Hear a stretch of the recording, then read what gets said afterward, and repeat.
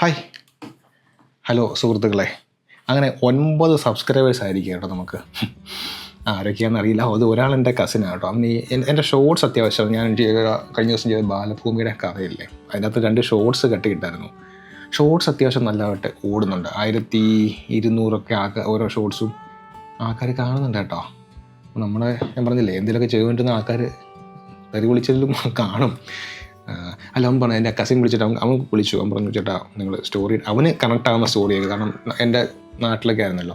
അപ്പോൾ ഞങ്ങൾ ഇതൊക്കെ പറയുമ്പോൾ അവനെ ഇതെല്ലാം കണക്ട് ആവും, ആ കഥകളൊക്കെ. അപ്പം പറഞ്ഞ് പുറത്തൊക്കെ ഇറങ്ങിയിട്ട് ഈ ചെറിയ ഡെയിലി വ്ളോഗ് പോലത്തെയൊക്കെ ചെയ്തുകൂടെ എന്നാണ് പറഞ്ഞു. നമ്മൾ ചെയ്യാൻ ആഗ്രഹമുണ്ട്, പക്ഷേ കാശില്ല എന്ന് പറഞ്ഞു. കാശില്ല എന്ന് വെച്ചാൽ നമുക്ക് വേറെ എന്താണ്, ഒത്തിരി പൈസ അനാവശ്യമായി സ്പെൻഡ് ചെയ്യാൻ പറ്റുന്നൊരു സാഹചര്യമല്ല. അതാണ് മെയിൻ കാര്യം.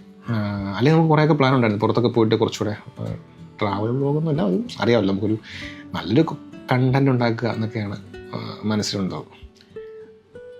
നിങ്ങൾ ആലോചിക്കും, ഇയാൾക്ക് പോലെ പണിക്കും പോയിക്കൂടെ, ജോലി ചെയ്തുകൂടെ. അത് പറയാം.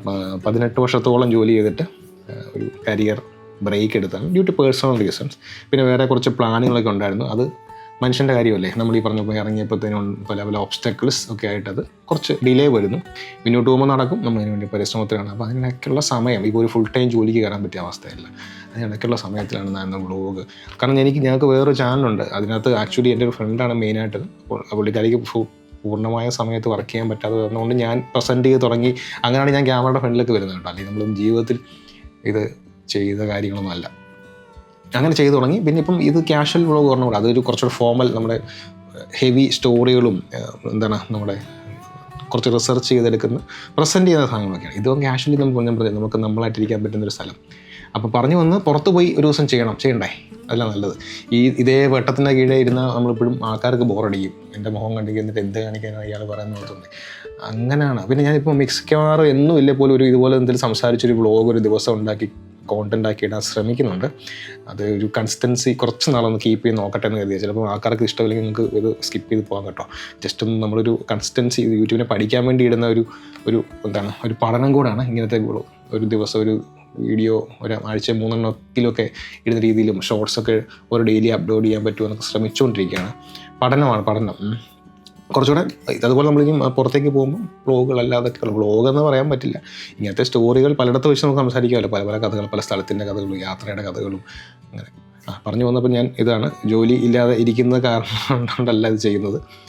സമയമുണ്ട്, ഇപ്പോൾ ഒരു ബ്രേക്കാണ്. എന്തായാലും ഒരു 90 ദിവസത്തേക്ക് പ്രത്യേകിച്ച് വലിയ ജോലിക്കൊന്നും പോകേണ്ട ആവശ്യമില്ല.